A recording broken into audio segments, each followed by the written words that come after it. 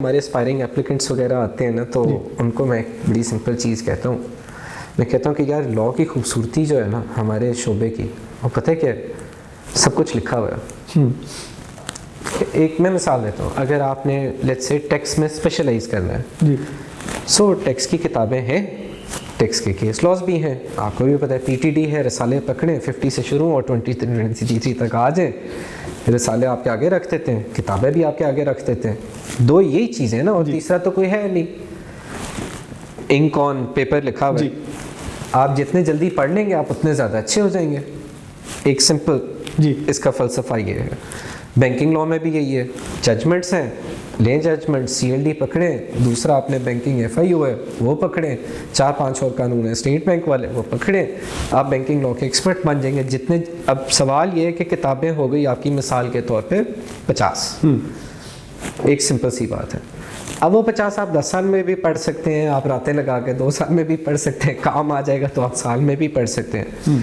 यही चीज़ जो है ना, जो कि मैंने आपको डिस्क्राइब किया कि हमारा भी सारा कुछ लिखा हुआ है, हमने उसी से नॉलेज गेन करनी है प्रोफेशन में आगे जाने के लिए। मेडिकल प्रोफेशन के अंदर भी यही चीज़ है। जो डॉक्टर्स जाते हैं, एक वो प्रैक्टिस कर रहे होते हैं, वो भी प्रैक्टिस करते हैं, हम भी प्रैक्टिस ही कर रहे होते हैं। जो बुनियादी सीखने की चीज़ है वो उनकी भी किताबें सारे मेडिकल जर्नल्स के अंदर मौजूद हैं या मेन टेक्स्ट बुक्स के अंदर मौजूद है। जो जितने जल्दी पढ़ लेगा, कितना कॉमन बात है, आप लोगों ने सुना होगा कि एक डॉक्टर है वो स्पेशलाइज करने के बस एग्जाम पे एग्जाम दिए जा रहा होता है। पहले 5 साल 6 साल हाउस जॉब भी कर रहा है, पढ़ाई भी कर रहा है, हर बंदा ये कर रहा होता है। सो ये हमारे दो इन प्रोफेशंस के अंदर और एक दो और भी ऐसे प्रोफेशंस हैं जहाँ पे खसूसत अच्छी बात जो है वो यही है कि जो कुछ सीखने के लिए है वो थियोरेटिकली हमारे पास उसका एक्सेस अवेलेबल है। किताबें भी हैं, पढ़ने वाली बात है आप कितनी देर में पढ़ सकते हैं, कितनी देर में सीख सकते हैं। सो जब इसको मैं आपके सवाल के साथ अगर लेके आऊँगा तो वो ये है कि ज़्यादा वक्त लगाना is actually a sacrifice and obviously it affects mental health in the long run। यहाँ पे एक थोड़ा सा जो रुझान है वो आगे बढ़ने का आ जाता है, आपके मिशन का आ जाता है, आपकी ड्राइव का आ जाता है कि कितना है। हमारा प्रोफेशन तो बहुत फेमस है, आज केस मिलेगा कल तक आपने तैयार करके देना है। यूजुअली यही होता है कि लिमिटेशन के आसपास ही क्लाइंट आया होता है।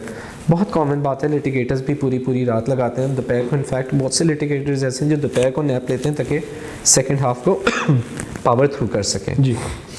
सो कॉर्पोरेट लॉ लिटिगेशन के अंदर टाइम के हवाले से कोई सेपरेशन या सेग्रीगेशन नहीं है। सो जो चीज़ बनती है वो ये बनती है कि ये कुछ हमारा शोबा जो है ना, वो कहते हैं ना कि legal profession is known for lack of a better phrase is known as के takes the most amount of your time in terms of, अगर फैमिली लाइफ को सेक्रीफाइस करना पड़ता है, फ्रेंडशिप को सेक्रीफाइस करना पड़ता है, सोशल लाइफ को सेक्रीफाइस करना पड़ता है in order to devote more time. और आइडिया यही है कि एक चीज़ आई है आपके पास, कोई कॉन्स्टिट्यूशनल पहलू के ऊपर एक कोई पिटिशन आई हुई है, पहली दफ़ा जब आप पढ़ेंगे आप कहेंगे ये कहाँ से शुरू है, कॉन्स्टिट्यूशन कौन सी है। कॉन्स्टिट्यूशन आएगी, आप 1 दफ़ा पढ़ेंगे, 2 दफ़ा पढ़ेंगे, 3 दफ़ा पढ़ेंगे, जब तक वो 5वीं 6ठी दफ़ा आएगा, अगर आपने डीप स्टडी की हुई है कॉन्स्टिट्यूशन की, उसके केस लॉ की और बाकी सारी इंटरप्रिटेशंस के स्टैट्यूट्स की, तो जब वो काम आपको 5वीं दफ़ा 6ठी दफ़ा आएगा तब आपको, पहली दफ़ा अगर आपने 10 घंटे लगाए हैं, जब 6ठी दफ़ा काम आएगा तो आपके 2 घंटे लग रहे होंगे। ये तो बात वही है ना कि जितना आप प्रैक्टिस करते जाएंगे आप उतना प्रोफिशिएंट होते जाएंगे।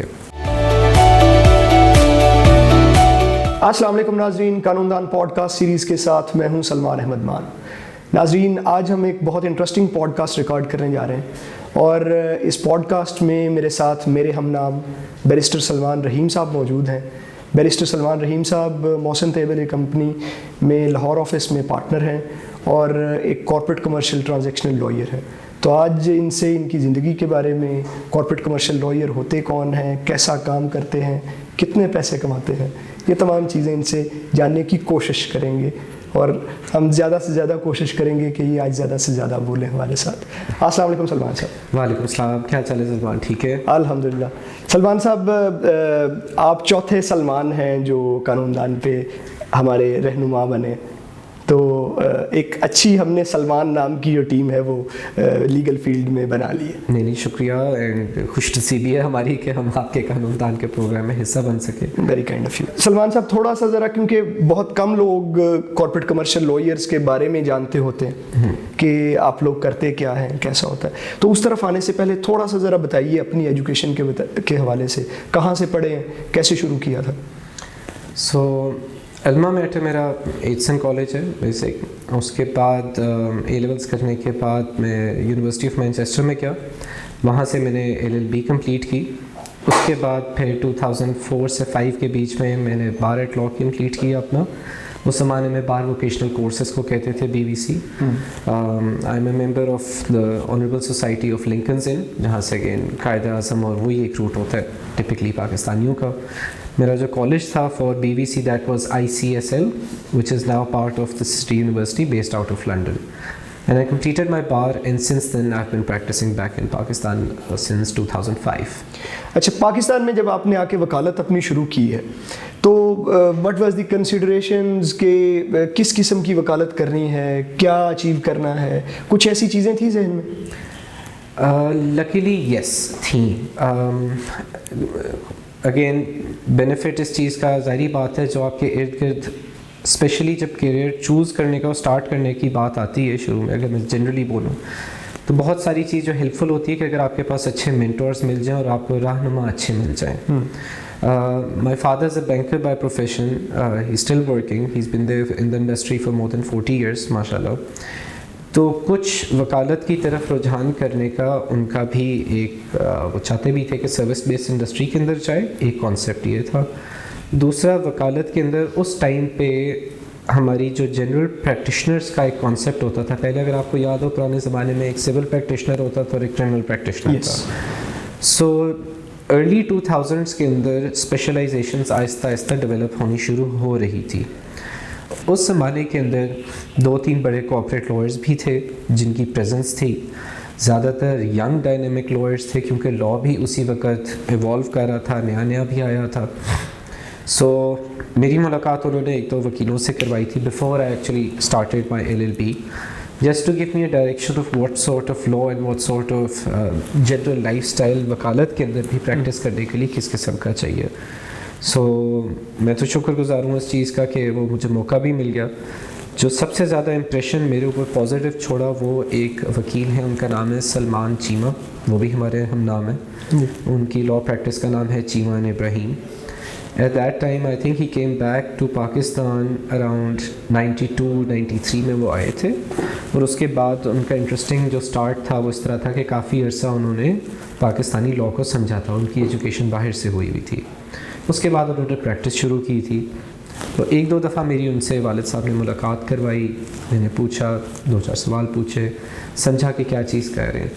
And as we were discussing earlier, he seemed to be an inspiring personality. He was very grounded, very humble, and his way and demeanor of speaking and articulating his thoughts was very clear. And obviously बाकी इस profession के इर्द गिर्द जो अपनी हमारी हर profession और हर speciality और डिसिप्लिन के अंदर जैसे एरिया ऑफ प्रैक्टिस के अंदर कुछ दिक्कतें आती हैं, कुछ पॉजिटिव्स होते हैं, तो उनसे ज़रा खुल के बात भी हुई। मेरी कुछ एजुकेशन के अंदर A levels O levels के अंदर फाइनेंस का रहा था, मैंने लॉ LLB से पहले नहीं पढ़ा हुआ था। सो थोड़ी सी वो इंक्लिनेशन उस तरह जा रही थी कि corporate law, anything relating to banking would perhaps be suitable, and मुझे लग रहा था, फील ऐसी ही आई थी उस वक्त समझ के कि ये वाली चीज़ है जो मैं परस्यू करना चाहता हूँ। आगे तो था कि किस्मत की बात है, कहाँ रिस्क लिखा है और कैसे जाएगा आगे। But that's how the initial decision was made. I met Salman Cheema साहब, I met a couple of other people as well, I met a few litigators who were really good at banking law, उनसे मिला था। एक हमारे इस वक्त मौजूदा justice भी हैं, मैं उनका नाम नहीं लेता, बट उनसे भी मुलाकात हुई थी हमारी, और उन्होंने भी बहुत अच्छा गाइड किया था, पूरी चीज़ समझाई थी कि कॉर्पोरेट और बैंकिंग की लिटिगेशन प्रैक्टिस भी कैसे है। सो तब अगेन ये चीज़ बढ़ना शुरू हुई थी। अगर आपको याद हो FIO का नया नया तब लॉ भी आया था। सो ये चीज़ टाइमिंग के लिहाज से ये चीज़ टेक ऑफ कर रही थी उस टाइम पे। बिल्कुल। सो ये वाली चीज़ें थी उस वक्त फैसला सोचते हुए कि शुरू करने के लिए परहैप्स कोऑपरेट और बैंकिंग लॉ में देखते हैं कि किस तरह से जाता है। अच्छा, वकला का जब अमूमी तौर पे लोग नाम सुनते हैं, ख़ास तौर पे पाकिस्तान, इंडिया या सब कॉन्टिनेंट का जो पर्सपेक्टिव है उसको देखते हुए, तो वकील लाउड होगा, वकील लीडर वाली उसकी बातें, उसके टॉर, उसके टशन जो हैं वो लीडरों वाले होंगे। बिल्कुल। अब आप लोग जो कॉर्पोरेट का काम करते हैं, आप लोग चुपचाप साधारण चुपके से हिडन हीरोज़ की तरह काम करने वाले लोग, तो ये बड़ा कंट्रास्ट नहीं लगता, वकील गुमनाम गुमसुम सा है? ये हकीकत है। मैं कहूँगा बाय एंड लार्ज ये नहीं कह सकते कि कम्प्लीटली 100% सारे कॉर्पोरेट लॉयर ही ऐसे हैं, बट ज़्यादातर जो आपको कॉर्पोरेट या बैंकिंग लॉ में प्रैक्टिशनर्स मिलेंगे, लिटिगेशन की थोड़ी सी डिमांड्स और स्किल सेट थोड़ा सा मुख्तलिफ है जो मांगा जाता है, बट जहाँ पे ज़्यादा चेंबर वर्क इन्वॉल्व होता है वहाँ पे इस तरह की चीज़ नेचुरली स्किल डेवलप करनी भी पड़ती है और रिक्वायरमेंट भी है इस एरिया ऑफ प्रैक्टिस की। उसकी 2-3 बुनियादी वजूहात हैं, मैं एग्जांपल दे देता हूँ आपको, आप शायद समझ भी पाएंगे आसानी से। सो अगेन एक मेंटोर है, उनकी इतनी इज्जत है कि वो जब बैठते हैं मेज़ के ऊपर आमतौर पर, और मेरे लिए ये चीज़ आप भी समझेंगे कोड ऑफ कॉन्डक्ट के लिहाज से बड़ी मुश्किल थी शुरू में एब्जॉर्ब करनी। अनगिनत ऐसे मैंने मीटिंग्स अटेंड की हैं उनके साथ, सीनियर लॉयर हैं हमारे, वो बैठते हैं, वो चेयर पे बैठते हैं, दोनों काउंटर पार्टीज़ बैठी होती हैं, उनका अपना क्लाइंट भी बैठा होता है और दूसरी मुखालिफ पार्टी भी बैठी होती है जिन्होंने कोई भी कमर्शियल एक ट्रांजैक्शन करनी है, और दोनों के दोनों अपना एतमाद जो है उन जो हमारे सीनियर हैं उनके ऊपर रख देते हैं कि जी आपने ही हमारा भी देखना है, ख्याल करना है, आपने ही इनका भी ख्याल करना है। अब ये रिप्यूट उनकी, ये रिस्पेक्ट उनकी, ये स्टैचर उनका आहिस्ता आहिस्ता वक्त के साथ बना है, क्योंकि जब वो प्रैक्टिस में होते हैं तो जो सही बात है, रीज़नेबल बात है, ऐसी चीज़ है जिससे दोनों को फ़ायदा हो, दोनों को नुकसान ना हो, चीज़ कॉर्पोरेट कमर्शियल ट्रांजैक्शन में वही ही चलती है आगे। बिल्कुल सही। उसके अंदर ये जो आपके सवाल पे अगर मैं वापस जाऊँ, यहाँ पे जिस तरह बोर्ड रूम्स के अंदर बैठे होते हैं ज़्यादातर, यहाँ पे चीज़ जब कॉर्पोरेट और कमर्शियल ट्रांजैक्शंस के अंदर होती है तो it's mostly fact based, and also it has a lot to do with financial numbers and obviously profitability, और किसी ना किसी सौदे के पीछे कोई ना कोई एक कमर्शियल प्रॉफिट इन्वॉल्व है। सो एक चीज़ जो कॉर्पोरेट लॉयर को शुरू से आहिस्ता आहिस्ता गेन हो जाती है एक्सपीरियंस से, वो ये है कि मैं ऐसा एग्रीमेंट नहीं बना सकता कि जो कि सिर्फ़ और सिर्फ मेरे क्लाइंट के इंटरेस्ट को प्रोटेक्ट करें। अगर आप ऐसा इनबैलेंस्ड एग्रीमेंट बना भी लेंगे और वो पार्टियां साइन भी कर देंगी, कल को वो जाके कहीं ना कहीं किसी ना किसी स्टेज के ऊपर टूटेगा, क्योंकि वो एक पार्टी के ऊपर बहुत भारी पड़ रहा है, आपके क्लाइंट पे नहीं, दूसरे के ऊपर। जब वो कॉन्ट्रैक्ट किसी स्टेज पे जाके ब्रीच में आएगा या बहुत ज़्यादा रिजिड होगा, सख्त होगा, तो उस ब्रीच का जो नुकसान है वो हमारे ही क्लाइंट को वापस होगा लॉन्ग रन में। प्रोटेक्शन ज़रूर बिल्ड इन करनी है, बट प्रोटेक्शंस के अंदर बैलेंस भी डालना ज़रूरी है। जब ये फैक्टर्स कॉर्पोरेट एडवाइजरी के अंदर और इन चीज़ों के अंदर आने शुरू हो जाते हैं, उस वजह से पर्सनैलिटी भी, आप समझे, जो डिमीनर है, बात करने का अंदाज़ है, वो भी धीमे से धीमा होते जाता है। उस तरीके से लाउड नहीं होते, रीज़न से बात चलती है, पैसों की बात है, अना की बात कोई भी नहीं है इसके अंदर। लिटिगेशन के अंदर बहुत सारी सूरतों के अंदर असूल के ऊपर भी बात आ जाती है, अना भी नहीं बट असूल के ऊपर बात आ जाती है। यहाँ पे जब कॉर्पोरेट लॉ के अंदर कर रहे होते हैं, कोई भी काम कर रहे होते हैं या बैंकिंग का भी कर रहे हैं, तो इसके अंदर देख रहे हैं कमर्शियल इंटरेस्ट, दोनों का एक फाइनेंशियल इंटरेस्ट है। कोई फाइनेंशियल इंस्टीट्यूशन होगा वो भी पैसे कमाने बैठे, कोई दूसरी तरफ बिजनेसमैन है वो भी पैसे कमाने बैठे। तो आइडिया ये है कि उनका सौदा हो जाए। उस सौदे के अंदर आपने कोशिश यही करनी है कि डिस्प्यूट अवॉइड हो।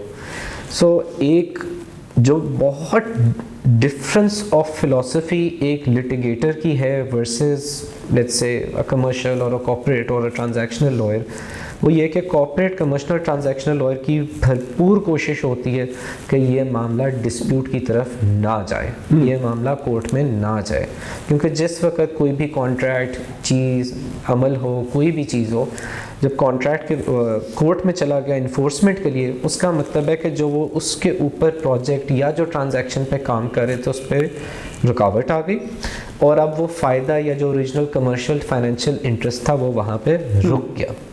यही चीज़ आपको बैंकिंग के फॉर एग्जांपल लिटिगेशन में रिकवरी सूट में भी यही है। बैंक ने किसी को पैसे दिए, वो डिफ़ॉल्ट कर गया, वापस नहीं कर रहा, उससे अल्टीमेट इफेक्ट क्या हो रहा है? अल्टीमेट इफेक्ट ये कि वही पैसा अगर बैंक के पास वापस आ जाता, वो बैंक किसी और चीज़ के अंदर डिप्लॉय कर देता जो अगेन इकोनॉमिक एक्टिविटी जनरेट करती किसी न किसी और तरीके से। पैसे तो एक फाइनाइट है ना, डिपॉजिट होल्डर्स के पैसे हैं, बैंक के अपने तो कोई भी नहीं है पैसे। सो वो अगर पैसे रिकवरी सूट में वापस आ जाते तो ये तो बैंक्स की, सारे कॉर्पोरेट टीम्स की कोशिश यही होती है कि मामलात को डिस्प्यूट की तरफ ना जाने दिया जाए। जो भी कमर्शियल ट्रांजैक्शन या अरेंजमेंट है या जॉइंट वेंचर है, इसको एंड तक कंटिन्यू करना चाहिए, फेवरिंग बोथ पार्टीज। बिल्कुल ठीक, बिल्कुल ठीक। बड़ा मुफस्सल और आपने ऐसा जवाब दिया है कि सब लोग जो इस चीज़ के ऊपर एतराज़ करते हैं या इस चीज़ को सोचते हैं कि शायद ये वकीलों में शुमार नहीं होते, उन सब के मुंह इससे बंद हो जाते हैं। नहीं, ऐसी भी बात नहीं। बीच में कई मैं ऐसे भी वकीलों को जानता हूँ Salman, just to add on, जो निगोसिएशन जब हो रही होती है उसके अंदर बहुत वोकल भी होते हैं, चार्ज भी होते हैं। निगोसिएशन के अंदर जब आप बैठे होते हैं, प्रोजेक्ट्स हैं, हाई स्टेक्स इन्वॉल्वमेंट होती है, करोड़ों अरबों की ट्रांजैक्शन हो रही होती है, उस सूरत के अंदर बहुत से ऐसे वकील हैं जो निगोसिएशन के दौरान अलबत्ता अपनी निगोसिएशन स्किल्स को यूज़ करते हुए, लाउड ज़रूरी नहीं है लेकिन उनको वोकल स्किल ज़रूर आती हैं कि किस मौके के ऊपर ज़ोर देना है और किस मौके के ऊपर वो ठंडा होके जाने भी दे सकते हैं। इसको जिसको कहते हैं अपनी जो है चिप साइड पे रखें, निगोसिएशन चिप साइड पे करते हैं। सो निगोसिएशंस के अंदर तो मैंने बहुत ज़्यादा देखा है। निगोसिएशन की बड़ी स्टैंडर्ड एक टैक्टिक होती है कि जी अगर आपने बात असूल की नहीं माननी है, जो भी वजह है, अगर नहीं करनी तो आप कहते हैं नहीं जी इधर से बंद करेंगे, अभी हम बाद में बात करते हैं, और लोग बाहर चले जाते हैं। तो ये एक पार्ट ऑफ निगोसिएशन टैक्टिक है कि पीपल वॉक आउट, बाहर जाते हैं, फिर कोई और जाएगा, फिर उनसे बाहर बात करेगा, बाकी टीम इधर बैठी हुई है, बात करेंगे, वापस बोर्ड रूम के अंदर लेके आएंगे, कहेंगे जी बात करें, मुकम्मल करने के लिए हम भी बैठे हैं, आप भी बैठे हैं। सो ये चीज़ें एग्रेसिव, पैसिव एग्रेसिव होना ये निगोसिएशंस के अंदर ज़रूर किक इन करता है, बट लाउड होना या लीडर के तौर पे रोल नहीं होता, फैसिलिटेटर के तौर पे रोल होता है। बिल्कुल ठीक। हमारा कोई इसके अंदर पर्सनल या प्रिंसिपल की इन्वॉल्वमेंट नहीं है। आइडिया ये है कि वो भी बिज़नेस करने बैठे हैं, दूसरी पार्टी भी बिज़नेस करने बैठी है, चौथा भी बिज़नेस करने बैठे हैं। वकील जो हैं they have to facilitate the business interest of all parties involved. हमारा कोई अपने पैसे उसके अंदर नहीं लगे हुए। तो कोशिश यही होती है कि चाहे आप पैसिव हो, चाहे आप एग्रेसिव हो, निगोसिएशन में आप ऊंची बोलें या धीमी बोलें, कोशिश यही होती है कि डील या ट्रांजैक्शन या कोई भी जॉइंट वेंचर जो अरेंजमेंट करें वो अच्छा हो और दोनों के मफाद में हो, ताकि लंबी और तवील अरसे तक चल सके। बिल्कुल।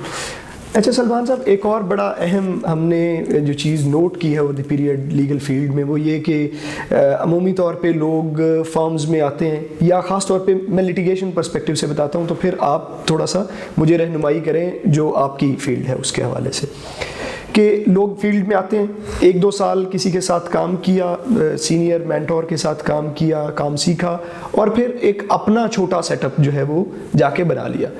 वो उस तरह से ग्रोथ और स्ट्रक्चर जो है वो हमें लिटिगेशन ओरिएंटेड फर्म्स जो चेम्बर्स हैं उनमें नहीं मिलता, जहाँ पे एक एसोसिएट आए, सीनियर एसोसिएट के तौर पे ग्रो करे, फिर पार्टनर, सीनियर पार्टनर, ये जो एक पूरा जो सीरीज़ चलती है उस तरह से मामला हो।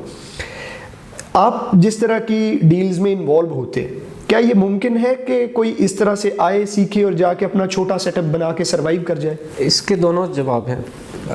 यस, बट ज़्यादा मुश्किल रास्ता है वो। सो इसका थोड़ा सा पस मंज़र देने के लिए मुझे 1-2 मिसाल आपको देने दें। सो सबसे ज़्यादा वकील एक फ़र्म के अंदर, ये अब इत्तेफाक की बात है या इसके पीछे कोई गहरी बात है, हम दोनों के ऊपर थोड़ा सा ज़रा मैं आपको पुट इन करता हूँ। सो बल्कि आपसे सवाल यहाँ से शुरू करते हैं। अच्छा, आप सबसे बड़ी जो लिटिगेशन फर्म है कोई भी ले लें, टॉप 3 मुझे लिटिगेटर्स बता दें, मुझे बताएं उनकी बेंच स्ट्रेंथ कितनी है। यानी उनके अंदर कितने वकील हैं, मैक्सिमम एम्प्लॉयमेंट कितनी है बड़ी से बड़ी फर्म की पाकिस्तान के अंदर? 15, 18, 20 मैक्सिमम। राइट, सो जनरल यही नंबर्स हैं। बीच में 20 से ऊपर आप चले जाएं तो इंटर्न्स होंगे, पार्ट टाइमर्स होंगे, दूसरे होंगे, बट जनरल जिसको हम कहते हैं फी अर्नर्स की जो स्ट्रेंथ पाकिस्तान के अंदर जो मुझे पता है लिटिगेशन फर्म्स के अंदर वो 15 से 25-30 के अंदर जी। जो पाकिस्तान की बड़ी तरीन फर्म्स हैं इन terms of number of lawyers, वो सारी की सारी वो हैं जिन्होंने कॉर्पोरेट लॉ प्रैक्टिस करते हैं। सो आप मोहसन तैयबरी ले लें, आप रिजवी आफरीदी एंजल ले लें, रिया बीजी ले लें, हैदर वोटा ले लें, इस तरह की कोई भी बड़ी अगर आप law firms in terms of number of lawyers देखते हैं तो वो सारी की सारी वो हैं जिनके अंदर maximum number of fee earners involve हुए हैं। अब सोचने को ये सवाल आता है कि जी क्यों? अल्टीमेटली कॉर्पोरेट लॉयर भी तो एक इंडिविजुअल ही है जो एडवाइस कर रहा है, मैं बैठा हूँ, कोई और भी हो, तो हाउ कम के सबसे बड़ी जो law firms in terms of number of lawyers हैं वो सारी वो हैं जो प्रेडोमिनेटली कॉर्पोरेट के अंदर प्रैक्टिस करती हैं। लिटिगेशन विंग्स भी हैं उनके, एक्टिव लिटिगेशन विंग्स हैं। हमारी अपनी लॉ फर्म के अंदर भी तकरीबन अगर बिजनेस की सेपरेशन करूँ तो 50-50 का रुझान है, बट कॉर्पोरेट की 50% की बेंच स्ट्रेंथ भी है, वर्क के अंदर कॉन्ट्रीब्यूशन भी है। ज़्यादातर लिटिगेशन फर्म्स के अंदर ये बैलेंस नहीं होता, वहाँ पे कंटेंशियस वर्क जिसको हम कहते हैं, कंटेंशियस वर्क इज़ 90% और 95%, whereas the non contentious work is 5 to 10%। सो अगर ये मैं चीज़ देखता हूँ और इसके पीछे गहराई में जाऊँ तो यह आहिस्ता चीज़ मुझे भी पता चलती है और ज़िंदगी के तजर्बे ने भी सिखाया। मैंने भी कोशिश की थी कि अपनी फर्म में ब्रांच आउट करूँ। I also went independent and solo for some time as well. Corporate law firms के अंदर और स्पेशली जब आप कॉम्प्लेक्स ट्रांजैक्शंस के अंदर जाना शुरू करते हैं तो वहाँ पे मल्टी डिसिप्लिनरी अप्रोच बहुत ज़रूरी हो जाती है। So you need to have a person who knows labour laws in depth. You need to know people who know about capital markets. You need to know resources जिनको banking, lending, credit side का मालूम है. You need to know people who are familiar with how accounting works, कैसे होते हैं. Court के process से भी familiarity. Property forms a very big proportion of such deals as well. The point being कि जब भी आप कॉम्प्लेक्स या बड़ी बिग टिकट ट्रांजैक्शंस जिनको कहते हैं, जब उनके अंदर आते हैं तो आपको मल्टी डिसिप्लिनरी टीम चाहिए होती है।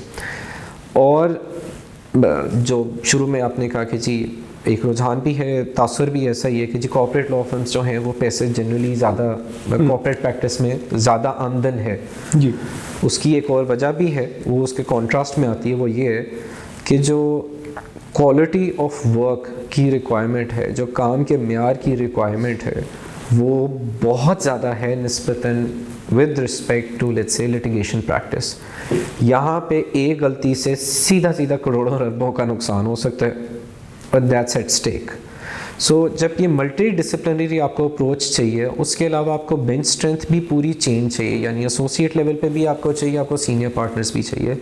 सो वहाँ पे अभी तक जो नेचुरल फिनोमिनन बना है दुनिया में भी और पाकिस्तान के अंदर भी, वो यही है कि बड़ी तरीन आप लॉ फर्म्स दुनिया के उठा लें, सबकी सबसे ज़्यादा प्रीडोमिनेटली कॉर्पोरेट लॉ की प्रैक्टिस होगी। चाहे ये पाकिस्तान में भी यही है, बाहर इंग्लैंड में चले जाएं वहाँ पे भी यही है, यूएस लॉ फर्म्स के अंदर भी यही है। बुनियादी एक वजह जो उसकी नज़र आती है या जो अभी तक मेरा तजर्बा है वो ये है कि जब आप बड़ी ट्रांजैक्शंस में, कॉम्प्लेक्स ट्रांजैक्शंस में चाहिए, तब आपको मल्टी डिसिप्लिनरी अप्रोच भी चाहिए। उसके लिए हर बंदा नेचुरली जब लॉ फर्म के अंदर आता है, वक्त के साथ एक्सपीरियंस हासिल करता है, एक नेचुरल उसकी कोई ना कोई स्पेशलिज्म या कोई ना कोई नीश आहिस्ता आहिस्ता वक्त के साथ एक्सपीरियंस के साथ डेवलप होती जाती है नेचुरली। काम तो इधर बहुत नौयत का आता है। सो अगर मैं कहूँ कि कॉर्पोरेट लॉ सिर्फ कॉर्पोरेट लॉ का है, एक्चुअली ऐसा नहीं होता। उसको टैक्स का भी पता होना चाहिए, उसे मूवेबल प्रॉपर्टी का भी पता होना चाहिए, उसे लेबर लॉज का भी पता होना चाहिए, एम्प्लॉयमेंट लॉज का पता होना चाहिए, कॉर्पोरेट गवर्नेंस का, बोर्ड मैटर्स का, कैपिटल मार्केट्स का, फाइनेंसिंग का, और सौदे में क्या क्या चीज़ें इंपॉर्टेंट आती हैं, बिज़नेस को चलाया कैसे जाता है, कमर्शियल माइंडसेट। जो बुनियादी बात है वो यही फिर अल्टीमेटली बनती है कि बड़ी लॉ फर्म के अंदर बड़े क्लाइंट्स, बड़े इंस्टीट्यूशन ज़्यादा कंफर्टेबल होते हैं काम देने के, क्योंकि ये वन मैन शो नहीं, सबको पता है कि इसमें मुख्तलिफ एक्सपर्टीज़ इन्वॉल्व होंगी। बिल्कुल। और कॉर्पोरेट लॉ फर्म्स के अंदर ये सबसे ज़्यादा चीज़ है जो कि इन लिटिगेशन लॉ फर्म से थोड़ी सी या लिटिगेशन प्रैक्टिस से थोड़ी सी ज़्यादा डेविएट करती है कि काम एक्सपर्टीज़ के हवाले से डाइवर्ट किया जाता है। ठीक। सो इवन लेट्स से कि आपके पास कोई क्लाइंट है कि ये हमारी ट्रांजैक्शन, आप बड़ी कॉर्पोरेट लॉ फर्म के अंदर काम करते हैं, वो कहते हैं हमें ये चीज़ें चाहिए। सो कॉर्पोरेट टीम क्योंकि वास्ट है, तवील है, आपको ये होगा कि मैं क्लाइंट को सर्विस डिलीवरी सबसे अच्छी दूँ और काम सबसे अच्छा करके दूँ जी। सो कॉर्पोरेट लॉ फर्म के अंदर आप ढूंढेंगे कि इस काम के लिए, मिसाल के तौर पर इस काम के लिए आपको एक ऐसा एक्सपर्ट चाहिए जिसको PSX का पता हो, पाकिस्तान स्टॉक एक्सचेंज के लॉज का पता हो, कैपिटल मार्केट्स का, शेयर इशूंसेस का और CDC के प्रोसेसेस कैसे चलते हैं। तो ये काम आएगा आपके पास और बहुत नेचुरल बात है, बेशक सीनियर के पास काम जाए वो एक जूनियर एसोसिएट को रेफ़र कर रहा होता है। बिल्कुल। और अमूमन तौर पे हमारा जब काम का वॉल्यूम भी ज़्यादा हो जाता है, ये बहुत कॉमन सी चीज़ है ये कहना कि यार ये काम उसको देना, उसने ये XYZ इन 3 चीज़ें जो पहले की थी ना, ये उससे मिलता जुलता काम है। हाँ। सो ये चीज़ इधर कॉर्पोरेट लॉ फर्म्स के अंदर बहुत ज़्यादा होती है, interdependence between teams as well. तो बाय एंड लार्ज अगर देखा जाए, आपके सवाल पे मैं वापस आऊँ तो बेंच स्ट्रेंथ होनी, टीम और कैपेसिटी होनी, उसके अंदर एक्सपर्टीज़ होनी डिफरेंट एरियाज एंड डिसिप्लिन्स के अंदर, ये बहुत ज़रूरी है। जिससे नेचुरल कोरिलेशन जो बन जाती है वो यही बन जाती है कि इंडिविजुअल्स भी बहुत सारे हैं। जी। सो फॉर एग्जांपल मैं आपको एग्जांपल दे रहा था चीमा नेर बहीम की, it's a relatively smaller outfit, they have a boutique shop, they do amazingly well as well, but at the same time the vast majority of firms which dominate the legal market have 50 odd, 60 odd, 70 odd lawyers on their payroll जो इस पर advice कर रहे होते हैं। हमारी अपनी firm की आई थिंक 52-53 लॉयर्स की स्ट्रेंथ है अक्रॉस 2 ऑफिसेज। रिजवी साकी आफरीदी की परहैप्स इससे ज़्यादा होगी, हैदर मोटा की भी इसी तरह है। सो जब आप देखते हैं कि जी इंडिविजुअल प्रैक्टिस पे लोग जा सकते हैं, नहीं जा सकते, थ्योरेटिकली येस जाने की लोग कोशिश भी करते हैं, मैंने भी आपको जिक्र किया था की थी, बट फिर वक्त के साथ एहसास ये होना शुरू होता है कि जो बिग टिकट ट्रांजैक्शंस हैं या जो कॉम्प्लेक्स वर्क है या जो ज़्यादा इंटेलेक्चुअली स्टिमुलेटिंग वर्क है वो उन्हीं फर्म्स के पास जाता है जिनके पास मल्टी डिसिप्लिनरी टीम मौजूद हो, बिल्कुल, कि वो हर पहलू को टैकल कर सके। बिल्कुल ठीक। अच्छा सलमान साहब, एक जो चीज़ लिटिगेशन में तो बड़ी ग्लैमराइज की जाती है और मेरे ख्याल में जनरली लॉ में ही ग्लैमराइज की जाती है, वो है लॉन्ग वर्किंग आवर्स। तो आप माशाल्लाह एक कामयाब वकील हैं, आपका कैसा एक्सपीरियंस रहा है with regards to long working hours? ये मैं इसलिए पूछ रहा हूँ कि ये पिछले 2 सालों में, 2.5 सालों में पाकिस्तान में भी, दुनिया में शायद इस हवाले से पहले भी बात हो रही होगी, लेकिन पाकिस्तान में भी अब इस हवाले से बात होना शुरू हुई है कि ये सेहत के ऊपर इसके असरात और दीगर जो मामलात हैं, सोसाइटी के ऊपर ओवरऑल जो उसके असरात हैं उस हवाले से। तो ये जो लॉन्ग वर्किंग आवर्स हैं, क्या ये नेसेसरी हैं या अननेसेसरीली हम इस फील्ड में सिर्फ इसको ग्लैमराइज करते हैं जी कि मैं रात को 12 बजे तक बैठ के काम कर रहा था? सो ये बात आपकी इंटरेस्टिंग है। एक तो बात ये कि आपने मुझे कामयाब वकील कर दिया, शुक्रिया, मालूम नहीं मुझे उसका कितनी वो दुरुस्त है बात, बट जहाँ तक वक्त लगाने की बात है, मेरे से अगर पर्सनल मेरा ओपिनियन पूछेंगे, राय पूछेंगे, मेरा ख्याल है कि वो सिर्फ कॉर्पोरेट लॉ या कॉर्पोरेट लॉयर से नहीं ओरिएंटेड, वो अनफॉर्चुनेटली या फॉर्चुनेटली आप ऐसे कहें कि ये हमारे प्रोफेशन से लिंक्ड है। इसमें भी ये बात मुझे नज़र आई है, अब मुझे तकरीबन 17-18 साल का तजर्बा हो गया जी। मेडिकल फील्ड के अंदर ये दूसरी ऐसी फील्ड है जहाँ ये मुझे कॉमनैलिटी नज़र आती है। मैं अगर एक्सप्लेन भी कर देता हूँ क्या कॉमनैलिटी है, और एक आधा कोई और ऐसी फील्ड है जहाँ मुझे नज़र आई कि ये एक कॉमनैलिटी तीनों के अंदर निकलती है। वो ये कि सलमान, स्पेशली जो हमारे एस्पायरिंग एप्लीकेंट्स वगैरह आते हैं ना, तो उनको मैं एक बड़ी सिंपल चीज़ कहता हूँ, मैं कहता हूँ कि यार लॉ की खूबसूरती जो है ना हमारे शोबे की, वो पता है क्या, सब कुछ लिखा हुआ है। एक मैं मिसाल देता हूँ, अगर आपने लेट्स से टैक्स में स्पेशलाइज करना है जी, सो टैक्स की किताबें हैं, टैक्स के केस लॉज भी हैं, आपको भी पता है, PTD है, रसाले पकड़ें 50 से शुरू और 23 तक आ जाएं, रसाले आपके आगे रख देते हैं, किताबें भी आपके आगे रख देते हैं। 2 यही चीज़ें ना, और तीसरा तो कोई है नहीं, इंक ऑन पेपर लिखा हुआ है, आप जितने जल्दी पढ़ लेंगे आप उतने ज़्यादा अच्छे हो जाएंगे। एक सिंपल जी, इसका फ़लसफ़ा ये है। बैंकिंग लॉ में भी यही है, जजमेंट्स हैं, लें जजमेंट, CLD पकड़ें, दूसरा अपने बैंकिंग FIU है वो पकड़ें, 4-5 और कानून है स्टेट बैंक वाले वो पकड़ें, आप बैंकिंग लॉ के एक्सपर्ट बन जाएंगे। जितने अब सवाल ये है कि किताबें हो गई आपकी मिसाल के तौर पे 50, एक सिंपल सी बात है। अब वो 50 आप 10 साल में भी पढ़ सकते हैं, आप रातें लगा के 2 साल में भी पढ़ सकते हैं, काम आ जाएगा तो आप साल में भी पढ़ सकते हैं। यही चीज़ जो है ना, जो कि मैंने आपको डिस्क्राइब किया कि हमारा भी सारा कुछ लिखा हुआ है, हमने उसी से नॉलेज गेन करनी है प्रोफेशन में आगे जाने के लिए। मेडिकल प्रोफेशन के अंदर भी यही चीज़ है। जो डॉक्टर्स जाते हैं, एक वो प्रैक्टिस कर रहे होते हैं, वो भी प्रैक्टिस करते हैं, हम भी प्रैक्टिस ही कर रहे होते हैं। जो बुनियादी सीखने की चीज़ है वो उनकी भी किताबें सारे मेडिकल जर्नल्स के अंदर मौजूद हैं या मेन टेक्स्ट बुक्स के अंदर मौजूद है।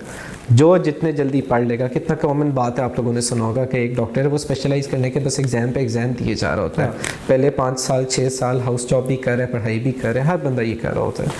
सो ये हमारे 2 इन प्रोफेशंस के अंदर और 1-2 और भी ऐसे प्रोफेशंस हैं जहाँ पे खसूसत अच्छी बात जो है वो यही है कि जो कुछ सीखने के लिए है वो थियोरेटिकली हमारे पास उसका एक्सेस अवेलेबल है।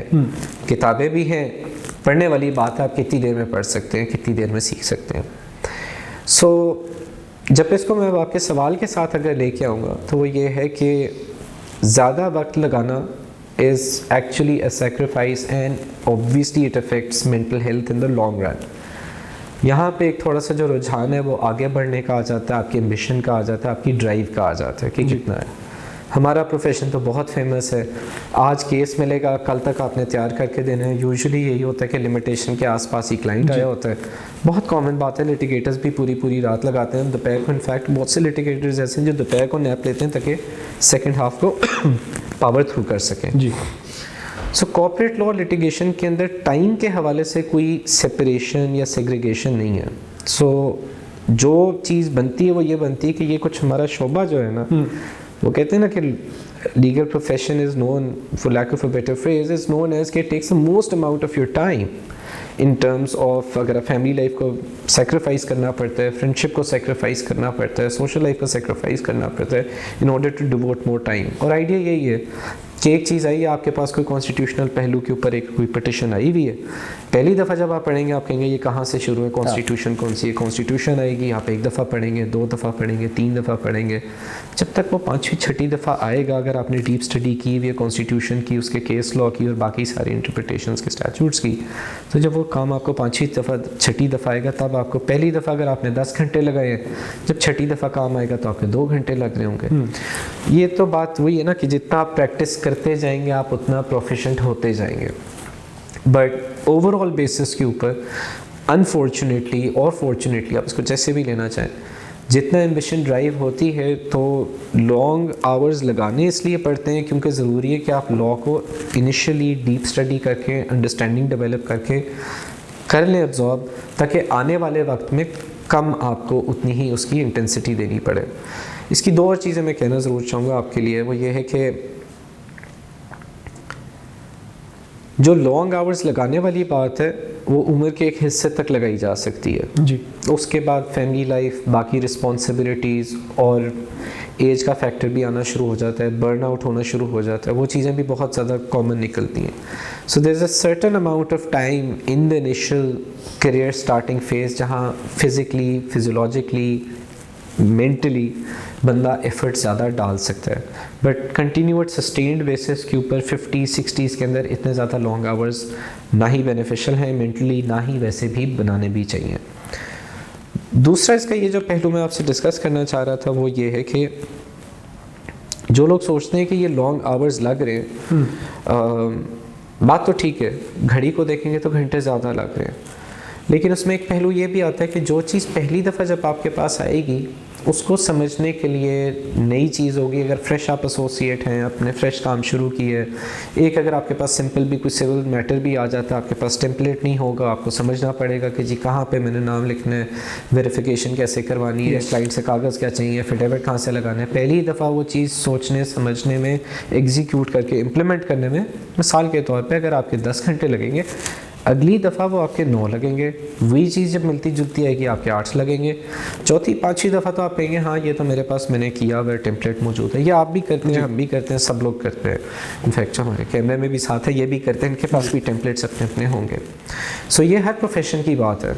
सो यहाँ पे ये है कि जो आप कह रहे हो लॉन्ग आवर्स की बात, ये शुरू के अरसे के अंदर, शुरू के करियर स्पैन के अंदर, मैं इसको ये भी कह सकता हूँ, इसका दूसरा जो नज़रिया देखने का वो ये कि आप अपने प्रोफेशन के अंदर ही इन्वेस्टमेंट कर रहे हैं, आप अपने ही करियर के अंदर इन्वेस्टमेंट कर रहे हैं। जितना वक्त शुरू में लगा रहे हैं ये बाद में जाके आपको वक्त बचा रहा है। बिल्कुल। सो मेहनत अगर आप शुरू में कर लेंगे तो आप तरक्की की सीढ़ी में ज़रा तेज़ी से आगे जा सकते हैं, नहीं शुरू में करेंगे तो एक ग्रेजुअल पेस में भी आप आगे जा सकते हैं। दोनों चीज़ों में कुछ गलत नहीं है, हर किस्म के होते हैं, कोई सही गलत ऐसा नहीं है। लेकिन लॉन्ग आवर्स स्पेंड करना वैसे अननेसेसरीली जहाँ पे लर्निंग नहीं हो रही या फैमिली लाइफ सेक्रीफाइस हो रही है, मेरा ख्याल है वो आपकी बात से मैं इत्तेफाक करूँगा कि वो ज़रूरी भी नहीं है। पाकिस्तान में इस चीज़ की अवेयरनेस होनी ज़रूरी है। सलमान साहब, अभी हम बात कर रहे थे पहले पैसों की, तो कॉर्पोरेट वकील पैसे तो बड़े छापते हैं, कितने को छाप लेते हैं ये भी तो थोड़ा सा बताएं, और थोड़े गुर भी बताएं कि कैसे छापने।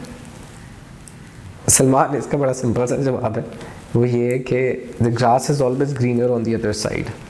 सो जो कॉर्पोरेट लॉ वाले बैठे होते हैं वो तो लिटिगेटर्स, जो बड़े अच्छे हमारे फेमस लिटिगेटर्स हैं, उनकी फीसें सुनते हैं, कहते हैं एक पेशी के केस कितने ले लिए पैसे, हमें तो महीने साल लग जाते हैं इस तक पहुँचते हुए, उन्होंने एक केस पे इतने कमा लिया। अभी तो हम ऐसे भी सुनते हैं कि कई लिटिगेटर्स ऐसे हैं जो पेशी के हिसाब से लेते हैं, बिल के लिए, एक पेशी के लिए सिर्फ पेश होने के ऐसे लेते हैं। सो एक जो तासुर है वो ये है कि the grass is always greener on the other side. और जहाँ तक पैसे या आमदनी कमाने की बात है, ये तो एटलीस्ट अब जो मेरा मानना है वो ये है कि हर बंदा अपना रिस्क लेके आता है। आपका रिस्क लिखा हुआ है, ना एक नवाला ज़्यादा मिलना है आपको, ना एक नवाला कम मिलना है। जो अल्लाह ने लिखा है रिस्क आपकी किस्मत में आपको उतना ही मिलना है जी। अब आप वो चाहे वकील हो, चाहे कॉर्पोरेट करें, चाहे टैक्स का करें, चाहे आप लेबर का काम करें, किसी या क्रिमिनल प्रैक्टिस करें, जो मर्ज़ी करें, सो उससे नहीं है। जो जनरल बात मुझे पसंद I at least corporate law firms की जो बड़ी हैं और उनके सेटअप्स की, वो ये ज़रूर है कि बाद की स्टेज का नहीं मैं कह सकता, मैं ये कह सकता हूँ कि लेकिन जब करियर शुरू कर रहे होते हैं, लिटिगेशन लॉ फर्म से मुख्तलिफ जो चीज़ है कि यहाँ पे जनरली पे स्केल्स लॉ फर्म्स के अंदर वो बहुत बेहतर होते हैं जी। ये नहीं कह रहा कि जी बहुत अच्छे कि हर बंदा अपने आप को सस्टेन कर सकता है, बिल्कुल गुजारा करना भी उस आमदनी के अंदर तसव्वुर करना भी बहुत मुश्किल है। लेकिन जब अगर मैं कंपैरिजन करूं कि जो हमें पता है कि लीगल मार्केट के अंदर लिटिगेशन फर्म्स में क्या मिलता है या कुछ नहीं मिलता, कितना मिलता है, उससे मैं कंपैरिजन करूं तो मैं ये कहूँगा कि हाँ, जूनियर लॉयर्स को, एसोसिएट्स को, ग्रेजुएट प्लेसमेंट्स को, फ्रेश ग्रेजुएट्स को जो स्टार्ट एक बेस का है वो बहुत अच्छा मिल जाता है comparative to litigation general law firms जहाँ पे स्टाइपेंड बहुत कम होता है। सो यहाँ पे इस तरह की चीज़ एक स्टार्ट के हवाले से अगर मैं कहूँगा तो हाँ ज़रूर कंपेरेबल सैलरीज होती हैं, इन द सेंस कि अगर आप किसी भी मल्टीनेशनल कंपनी के अंदर काम कर रहे हैं या किसी फाइनेंशियल इंस्टीट्यूशन के अंदर काम कर रहे हैं तो क्रॉस द बोर्ड, सिर्फ लीगल फ्रेटर्निटी के अंदर नहीं but across the board Pakistan के सारे सेक्टर्स के अंदर एटलीस्ट एक कंपेरेबल सैलरी ज़रूर होती है।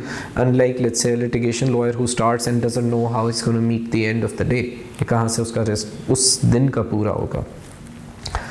जहाँ तक जनरल बात आती है कि इंडिविजुअल लॉयर्स की आमदनी की, कॉर्पोरेट की वर्सेस लिटिगेशन की, देखो तो वो लिटिगेशन के अंदर आपको भी पता है, मुझे भी पता है, बहुत सारे कामयाब लिटिगेटर्स हैं जिनकी बहुत अच्छी आमदनी है, जो दिखाएं ना दिखाएं अलग बात है, बट आमदनी वाइज आपको भी पता है कि लिटिगेशन के अंदर भी बहुत सारे अच्छा अपॉर्चुनिटी और रिस्क मौजूद है।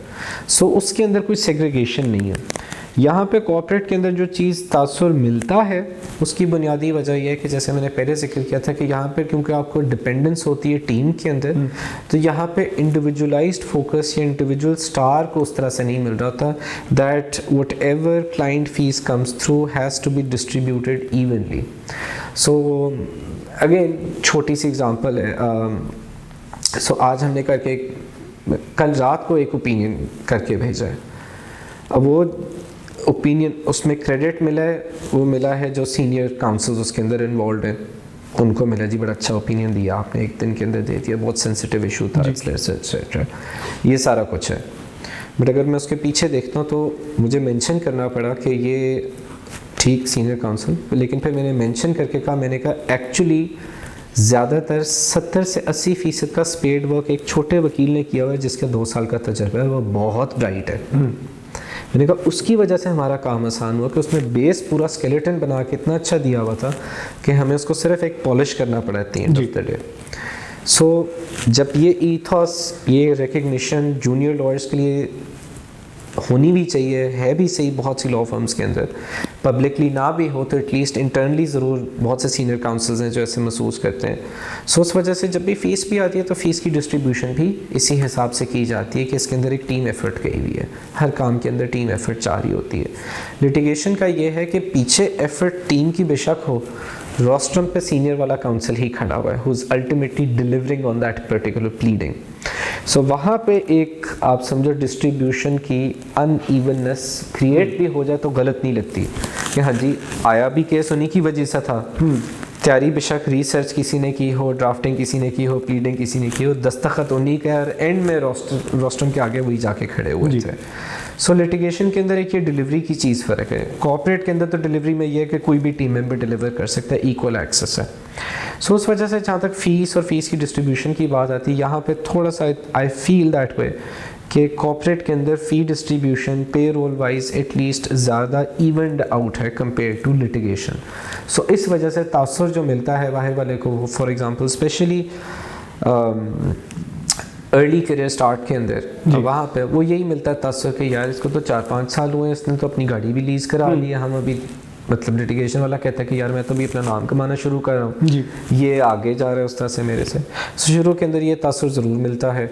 दूसरा ये कि कॉर्पोरेट के अंदर जो बेनिफिट आना शुरू हो जाता है वो वक्त के साथ साथ, क्योंकि कोर्ट इन्वॉल्वमेंट और कोर्ट रिकग्निशन अपीयरेंसेस इतनी ज़रूरी नहीं है, वो ये है कि जो शुरू के लॉन्ग अगर आवर्स किसी ने अगर लगाए हुए तो वो अपने करियर स्पैन में जब लेटर टाइम पर जाता है तो उसके वर्किंग आवर्स कम हो जाते हैं, तजर्बा उतना ज़्यादा हो चुका होता है, बैठने से पहले ही पता है कि ये बंदा डील करने आया है या ट्रांजैक्शन करने आया है या नहीं आया, ये तो बैठते साथ ही पता चल जाता है कौन किस मूड में, ये तजर्बे के साथ चीज़ आती है। सो जो वक्त की रिक्वायरमेंट है वो कम होती जाती है towards the later part of corporate law profession, and आमदनी आपकी ऑब्वियसली उस प्रोपोर्शन के साथ, उस एक्सपीरियंस के साथ, उस एक्सपर्टीज़ के साथ, जहाँ एक काम को मुझे 10 घंटे लगते थे उस काम में मुझे आधा घंटा लगता है जी, वो भी मैं खुद नहीं लगाता, अब आगे किसी को कह देता हूँ यार ऐसे करके दे देना, मैं देखता हूँ फिर 2 दफ़ा गाइड किया, maximum involvement will be 30 minutes for that. So वो तासुर जो है ना कि पैसों का, वो मेरी नज़र के अंदर देखो रिस्क दोनों जगह है, लिटिगेशन के अंदर भी बहुत अच्छी अपॉर्चुनिटीज़ भी मौजूद हैं। जो फीस हम लिटिगेशन की सुनते हैं वो कॉर्पोरेट के तो पास भी नहीं आती, लेकिन again the grass is always greener on the other side. Pretty sure litigation वालों का यही तासुर इधर होगा, इधर वालों का वही तासुर उधर आता है। बिल्कुल सही। अच्छा, आजकल का जो मार्केट है उसको देखते हुए जो पार्टनर्स हैं अमूमी तौर पे कॉर्पोरेट फर्म्स के, आप लोग आवरली चार्ज करते हैं? सो वेरी करते हैं generally, but yes hourly rates होते हैं। ठीक है। आवरली रेट्स के अंदर फिर ये आ जाता है कि फ़ी कैप्स एग्री करनी पड़ती है कि हम वक्त लगाएंगे लेकिन मैक्सिमम फ़ीस जो है हम इतनी चार्ज करेंगे। ठीक। ये कल परसों ही मैं किसी से जिक्र कर रहा था, अनकैप्ड यानी कोई कैप ना हो, कोई मैक्सिमम लिमिट ना हो और आवरली फ़ीस आप क्लाइंट एग्री कर ले, ये साल या 2 साल के अंदर शायद एक आधी कोई ऐसी असाइनमेंट आती है। ठीक है, जहाँ पे टेक्निकली मुश्किल हो आपको अपनी फ़ीस को एस्टिमेट करना कि जी हमें पता ही नहीं कि कितनी फ़ीस होगी। बट उसके अलावा अगर देखा जाए जनरली तो अगर आवरली भी चार्ज करें तो एक कैप ज़रूर अग्रीड होता है कि जी हम अपने वक्त के हिसाब से करेंगे, हमारा अंदाज़ा ये है कि इससे ज़्यादा टाइम नहीं लगना चाहिए, लेकिन क्लाइंट के बेनिफिट के लिए आप ये कहते हैं कि जी जो मर्ज़ी हो जाए इस अमाउंट से ज़्यादा हम चार्ज नहीं करेंगे। बिल्कुल ये होता है। इंटरनेशनल जहाँ पे क्लाइंट्स आ जाते हैं या दूसरी कोलैबोरेटिव लॉ फर्म्स आ जाती हैं, वहाँ पे जनरल रिक्वायरमेंट और एक्सेप्टेबल प्रैक्टिस यही है कि आप आवरली बेसिस के ऊपर ही चार्ज करें। आवरली बेसिस पे ये होता है आपको टाइम शीट्स वगैरह देनी पड़ती है, जी मैंने किस चीज़ पे कितनी देर लगाई, क्या वक्त लगाया, कैसा था काम, क्या नहीं था, ताकि वो कोरिलेट कर पाएँ। बट पाकिस्तान के अंदर बाय एंड लार्ज अब जो नज़र आ रहा है रुझान वो यही है कि फ़िक्स्ड फ़ी के ऊपर काफ़ी ज़्यादा माइलस्टोन बेस के ऊपर चल पड़ते हैं या फ़िक्स्ड फ़ी होती है। बिल्कुल सही। क्योंकि काफ़ी आपका वक्त हमने ले लिया टुवर्ड्स द एंड, मैं चाहूँगा कि कुछ हमारे जैसे जो वकील हैं नौसिखिए जो इस फील्ड में आना चाहते हैं, जो एस्पायरिंग हैं, जो स्टूडेंट्स हैं या जो लॉ में एंटर करना चाहते हैं, लॉ पढ़ना चाहते हैं और अल्टीमेटली वो ये चाहें कि वो कॉर्पोरेट लॉ या कॉर्पोरेट कमर्शियल ट्रांजैक्शनल जो साइड है उसको एक्सप्लोर करें, उसमें आए। तो आइडियली जब आप एक एम्प्लॉयर के पर्सपेक्टिव से देखते हैं तो क्या स्किल सेट आप देखते हैं? बहुत अच्छा सवाल है आपका। दो तीन चीज़ें देखी जाती हैं। एक पहली चीज़ मैं आपको ये बताता हूँ कि जो भी ग्रेजुएट आता है, फ्रेश ग्रेजुएट की अगर मैं बात करूँ, तो ये चीज़ तो हम कॉमनली इंटरव्यूज़ में भी कहते हैं कि भाई आपने जो भी पढ़ा ना हमारे किसी काम का नहीं, आपकी फ्रेश पूरी पढ़ाई होनी पड़ेगी।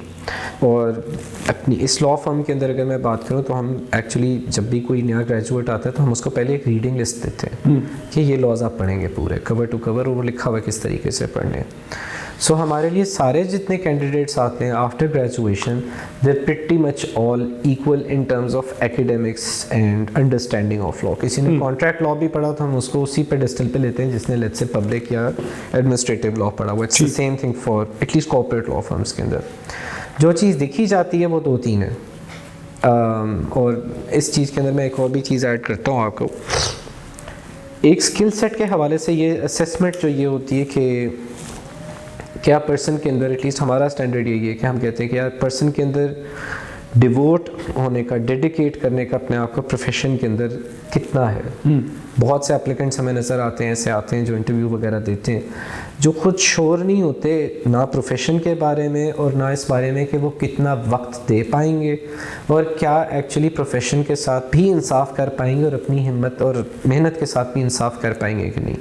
सो the first thing that we looking at is कि यार ये प्रोफेशन के अंदर और करियर के अंदर बंदा कितना डेडिकेटेड है, डिवोटेड कितना नज़र आता है, जिसको हम कहते हैं कि इसकी ड्राइव क्या है, एम्बिशन कितना ज़्यादा इसके अंदर नज़र आता है। एक चीज़ वो नज़र आती है। दूसरी चीज़, अब ऑब्वियसली ये कॉर्पोरेट लॉ फर्म के अंदर ज़्यादा इसको हम तरजीह भी देते हैं और हम ध्यान भी करते हैं कि आम तौर पे जब भी इंटरव्यू हो रहे होते हैं तो लॉ का हम कुछ ख़ास नहीं पूछते कि ये आपको आता है, ये आता है। ये लिटिगेशन के अंदर ज़्यादा है। कॉर्पोरेट के अंदर तो हमें पता है बेचारे को कुछ, जो हम काम करते हैं उसको कुछ भी नहीं आता उसका, तो फ़ायदा नहीं है कोई पूछने का।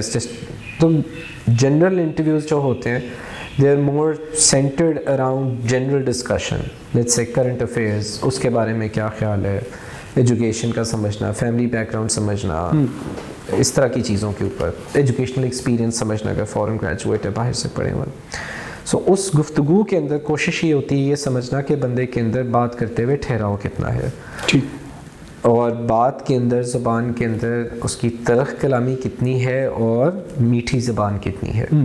क्योंकि जो हमारा जब ये टीम एनवायरनमेंट की बात आती है तो यहाँ पे ये भी ज़रूरी है कि दिन के हम 8 से 10 घंटे जो हैं ऑन एवरेज, 8 से 10 घंटे तो हमने इन्हीं लोगों के साथ काम करना है।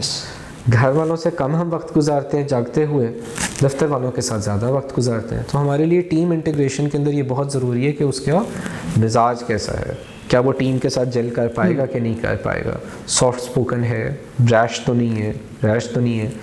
थॉट प्रोसेस वाइज जो तीसरी चीज़ होती है वो थॉट प्रोसेस वाइज ये होती है, इन सवालों से ये देखते हैं कि क्या वो चीज़ को सही तरीके से जवाब, जो सवाल पूछा या जो बात हो रही है उसी मौजू पे वो जवाब दे पाएगा कि नहीं दे पाएगा, और क्या देता है, आर्टिकुलेट कर सकता है थॉट, समझ सकता है सवाल एक्चुअली क्या था।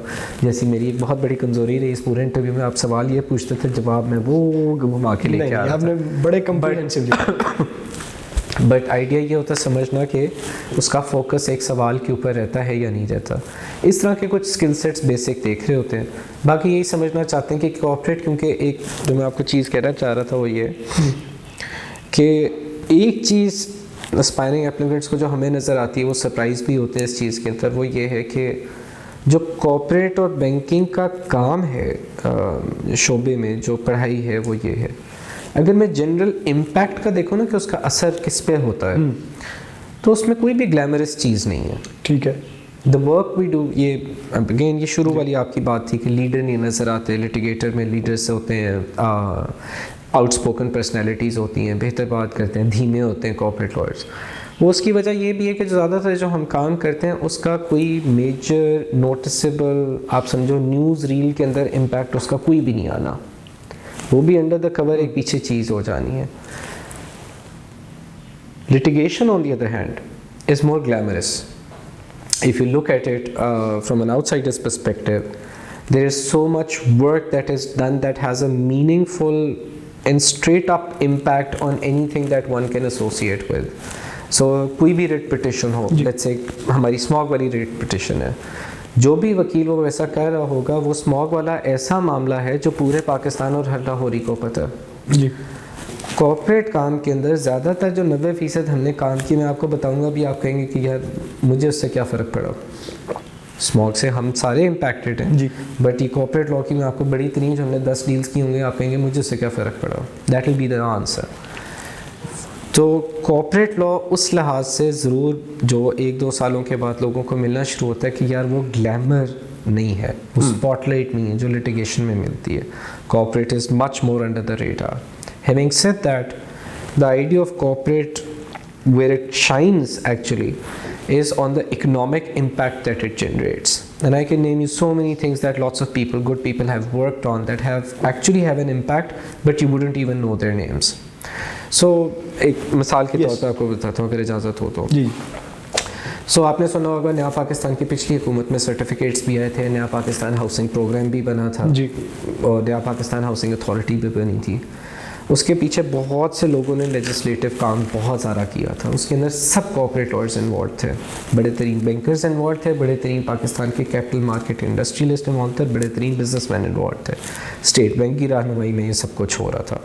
सो उस चीज़ को पुश करने से इम्पैक्ट उसका ये था कि लाखों ऐसे अफराद हैं जिनको 20-20, 25-25 लाख के अपार्टमेंट्स और घर मिल गए, जिसमें से उन्होंने खुद पैसे जो हैं वो 1-1 लाख, 2-2 लाख, 3-3 लाख डाले सिर्फ अप फ्रंट। उनकी स्ट्रक्चरिंग के अंदर एक छोटी सी एग्जांपल है।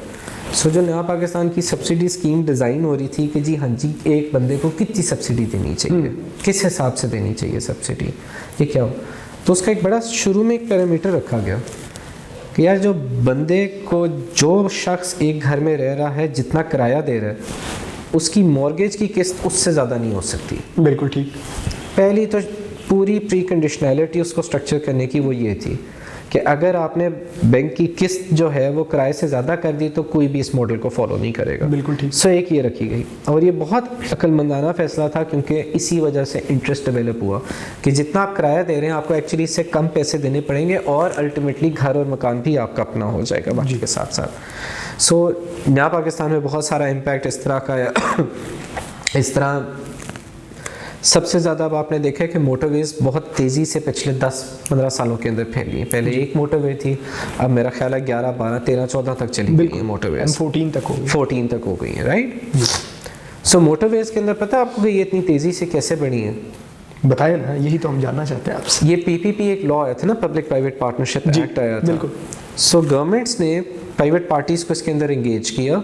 इसकी एक बहुत अच्छी मिसाल जो है मैं आपको सबसे सिंपल देता हूँ, जो लाहौर इस्लामाबाद मोटरवे है, उसकी मॉडर्नाइजेशन हुई थी। सो ये पहले एक दिया हुआ था, आप समझो एक कॉन्ट्रैक्ट दिया हुआ था, ठेका दिया हुआ था किसी इदारे को। उसके बाद ये तकरीबन आई थिंक 2014 या 15 के अंदर ये एक और कंपनी के लिए उन्होंने कहा कि जी हम चाहते हैं कि मोटरवे मॉडर्नाइज हो, उसके अंदर 1 मिलियन ट्रीज़ लगें। इस तरह के बहुत सारे बेंचमार्क्स रखे थे। फिर ये रखा था कि ये मोटरवे का 95% हर वक्त 6 लेन्स अवेलेबल हों, शोल्डर्स हों। आइडिया ये था कि मोटरवे को कम्प्लीटली मॉडर्नाइज किया जाए। ये वाली चीज़ PPP एक्ट और PPP के फ्रेमवर्क के तहत आई। एक पार्टी आई, बैंक्स आए, पूरा स्ट्रक्चर हुआ। इसके पीछे सब कॉर्पोरेट लॉयर्स इन्वॉल्व थे। यही मॉडल एक दफ़ा बना, दूसरी दफ़ा बना, तीसरी दफ़ा बना। अब सारे मुल्क के मोटरवेज ही उसी मॉडल पे चल रहे हैं। और इसको करने वाले कौन है? जिन्होंने प्रोजेक्ट और इंफ्रास्ट्रक्चर फाइनेंस के जो लॉयर्स हैं, बहुत सारे नाम, जिनके नाम दुनिया को नहीं पता, जिनके नाम नहीं पता। ट्रैवल सब करते हैं। मोटरवेज आपने देखी कितने जल्दी से, तेज़ी से फैली हैं, वो सारे काम है। इसी तरह आपने देखे टेलीकम्युनिकेशन की पेनिट्रेशन कितनी बढ़ गई है। अब आप कहीं पर भी जाते हैं आपको टावर ज़रूर मिल जाएगा। किसी ना किसी कैरियर का आपको, किसी ना किसी नेटवर्क का आपको ज़रूर सिग्नल मिलेगा। तो आपकी पसंद का ना हो अलग बात है, बट किसी ना किसी नेटवर्क का मिलेगा। ये जो टावर की पेनिट्रेशन है, इसके पीछे भी इसी तरह कॉर्पोरेट लॉयर्स इन्वॉल्व थे जिन्होंने ये स्ट्रक्चरिंग की।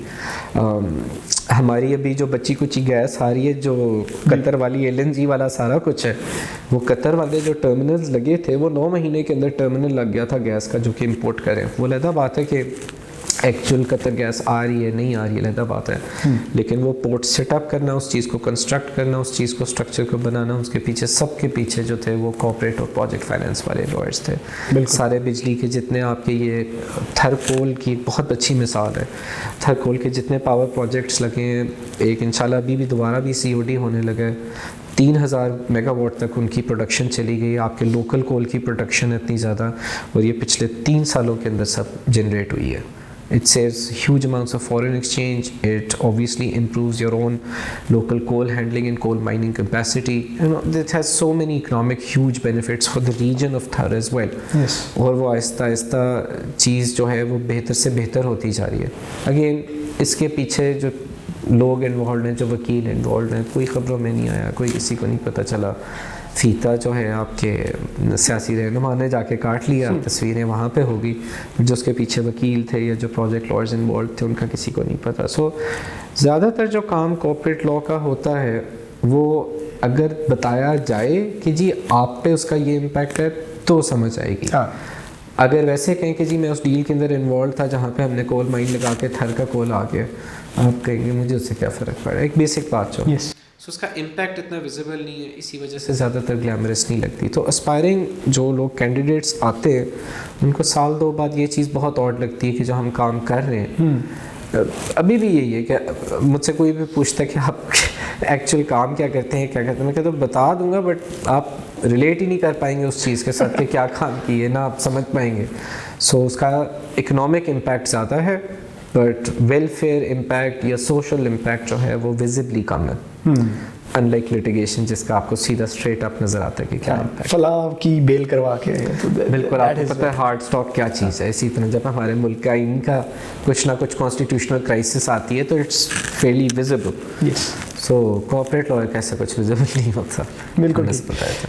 अच्छा सलमान साहब, कुछ एडवाइस जो आप, एक तो आपने स्किल सेट बता दिया जी, जनरली लीगल फील्ड को देखते हुए अपकमिंग जो लोग हैं उनके लिए कुछ एडवाइस आप करें कि ये चीज़ें करने की कोशिश करें कि आप पाकिस्तान में अच्छे वकील बन सकें। सो यार मेहनत का तो एक तो ये है कि थोड़ा सा उसमें बिलीफ भी आ जाता है, एलिमेंट आ जाता है, बट मेहनत कभी इंसान की रहेगा नहीं जाती।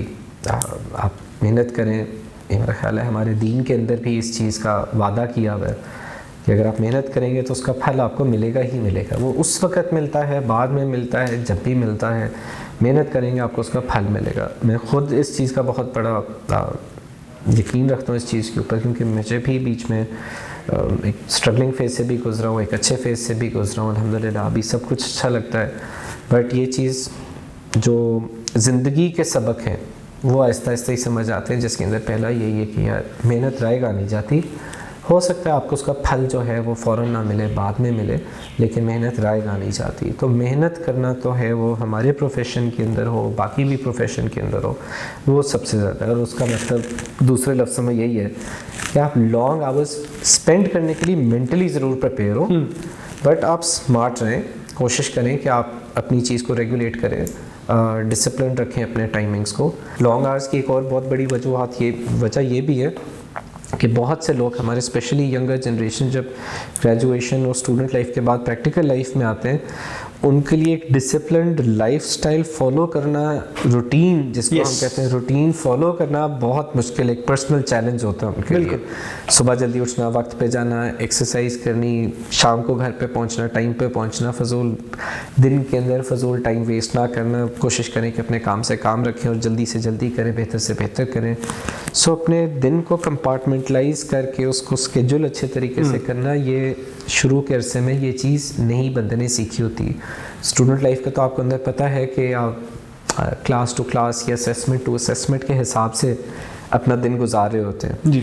बट जब प्रैक्टिकल लाइफ में आते हैं या जब करियर शुरू करते हैं तो उसके अंदर एक ये बहुत ज़रूरी चीज़ है जो मैं सब लोगों को कहूँगा कि इस चीज़ का ज़रूर ख्याल रखें कि अपनी ज़िंदगी को बैलेंस के तौर पे जीना है। सो मेहनत तो करनी ही करनी है, वो तो आप प्रिपेयर हो जाएं, बट दूसरी जो चीज़ है वो ये कि दिन का बैलेंस अपना ज़रूर पूरा मेंटेन करके रखें, जिसके अंदर आपके फैमिली लाइफ को बहुत इंपॉर्टेंस है आपको देनी पड़ेगी, specially towards the later stages in life. इसी तरह आपकी सोशल लाइफ, दोस्त अहबाब, मिलने वाले, सब चीज़ें हमारी कम्युनिटी में और वैसे भी जनरल मेंटल हेल्थ के वास्ते ही सबसे ज़रूरी ये चीज़ है कि you are supported by your community and well wishers. So उस चीज़ और उन रिलेशनशिप्स, उन रिश्तों को मेंटेन करने के लिए ज़रूरी है कि आपके पास वक्त हो वो सब कुछ देने के लिए, जिसके लिए ज़रूरी है कि आपकी डिसिप्लिन रूटीन हो और लाइफ हो।